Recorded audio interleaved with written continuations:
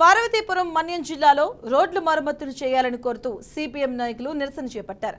పార్వతీపురం నుండి కూనేరు వరకు కూడా 3 రాష్ట్రాలకు వెళ్లే రహదారి మార్గంలో గుంతలను కప్పాలని కొమరాడలో డిమాండ్ చేశారు. లేదు అంటే జిల్లా వ్యాప్తంగా ఆందోళన ఉధృతం చేస్తామని హెచ్చరించారు.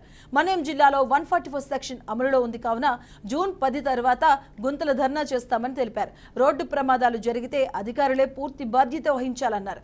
అధికారులు స్పందించి రోడ్ల మరమ్మతులు చేయాలని సిపిఎం కార్యకర్తలు కోరారు. పార్వతీపురం మన్యం జిల్లా కొమరాడ మండల కేంద్రానికి 200 మీటర్ల వల్ల ఈ ఖర్చు పొయ్యిలో 4 కోట్లు ఎక్కడ ఉన్నాయండి.